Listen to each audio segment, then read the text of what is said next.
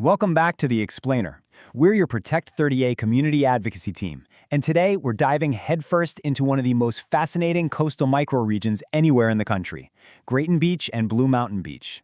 Look, whether you're a full-time resident, a second homeowner, or just a frequent visitor who loves this coast, you know what's happening right now along Highway 38 is the ultimate balancing act.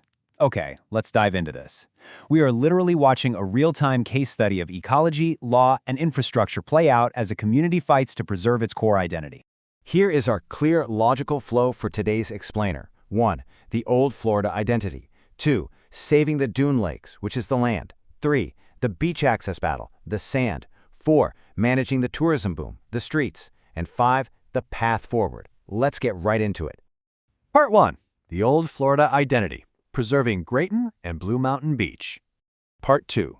Saving the dune lakes, the centerpiece of 30A's ecosystem. So the water quality of these lakes, it's really the environmental heartbeat of our district. It sits right at the center of the local tension between preservation and development.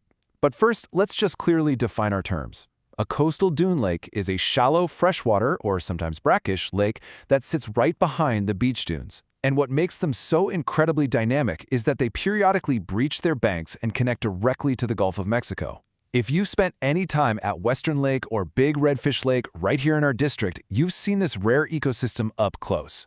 Now, what's really interesting about this slide is that number, 200. There are only about 200 of these lakes globally. That is a staggeringly rare ecosystem, and the vast majority of them line our single Florida corridor. But because they're so fragile, they face massive threats.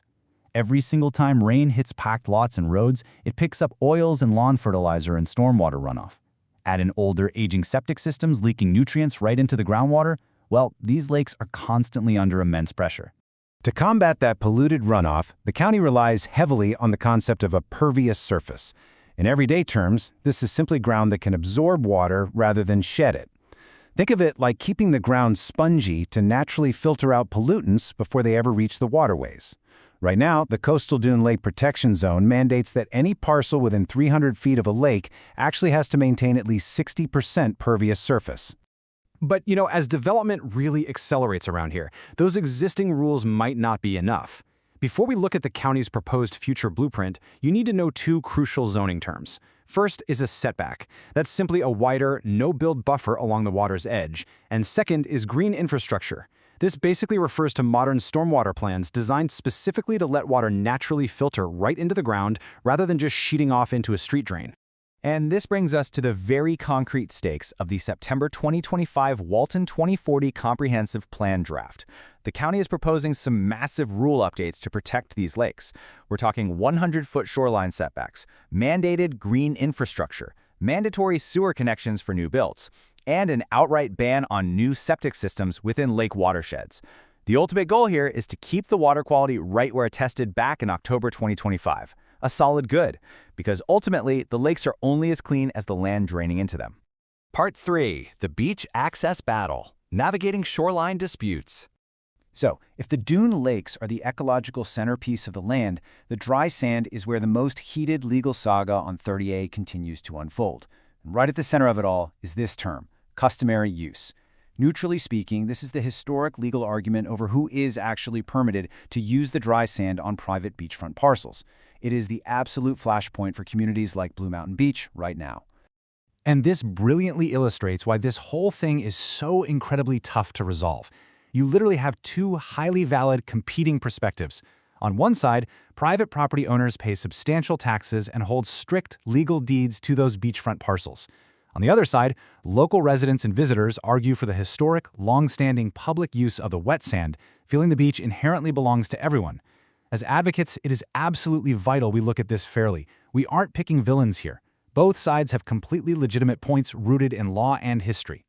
To understand the legal mess we're in now, just look at this legislative whiplash. Back in 2018, House Bill 631 preempted local customary use ordinances, which basically forced the county to sue to establish public access. Fast forward through years of litigation, and a February 2024 judgment limited access to just 81 out of nearly 1,200 parcels. But then, the law completely flipped. In June 2025, Governor DeSantis signed Senate Bill 1622, repealing that 2018 law and restoring the county's local authority.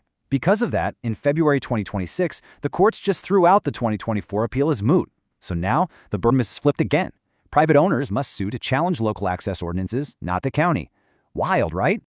Now, sitting peacefully right in the middle of all this litigation is Grayton Beach State Park, which many locals accurately call the Great Equalizer. Because the state owns this massive stretch of shoreline, it stays entirely open to the public. It acts as an active public buffer that successfully insulates Grayton Beach from those bitter parcel-by-parcel access wars we're seeing erupt elsewhere on 30A. Part 4. Managing the tourism boom. The streets, infrastructure, parking, and rentals. Let's move to and see how this builds into our daily lived experience on the streets. We've got new infrastructure really testing that old Florida overlay. Let's start with parking. In April 2026, the county launched a paid parking program at the Grayton Beach Municipal Parking Facility, managing 204 spaces. The breakdown is pretty straightforward. Residents pay a $5 annual permit, while non-residents pay $15 a day. Crucially, overnight parking is strictly banned, and it carries a hefty $500 to $750 fine. It's a highly structured approach to managing that massive daily visitor volume. But to be fair, the county is trying to pair those fees with real amenities to kind of soften the squeeze. In March 2026, they launched the Free Beach Tram West Route, just park once and ride. And by summer 2026, the new Grayton Beach Community Center comes online. It's a 1,600 square foot facility right at the beach with boardwalks and rinse showers. Though it's definitely worth noting that some residents really worry if this scale of county-directed development is just too much, too fast for these historic neighborhoods.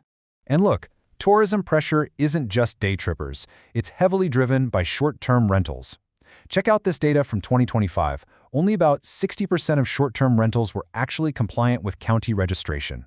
To fix that, the county really stepped up enforcement under Ordinance 2023-03.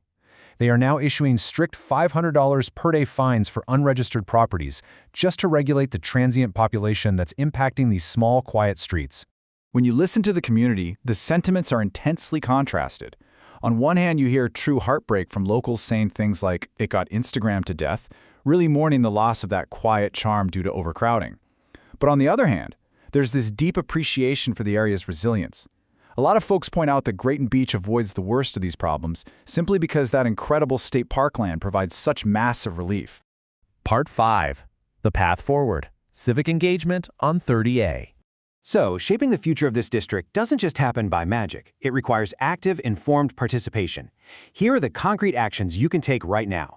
Review the Walton 2040 Comprehensive Plan Draft. Submit your comments regarding those coastal dune lake protections. Attend the Board of County Commissioners meetings and participate in the feedback sessions for STRs and parking. So the crucial point is this: showing up to these specific meetings is exactly how the community balances environmental preservation with public access and private property rights. We'll leave you with this final thought to ponder. Will these aggressive new policies and infrastructure updates successfully protect the authentic old Florida character and these globally rare lakes? Or will managed tourism fundamentally change the fabric of this coast forever? It's a pivotal moment for 30A, and the outcome depends entirely on what we all do next. Thank you so much for joining us for this explainer. Stay curious, stay engaged, and we'll see you next time.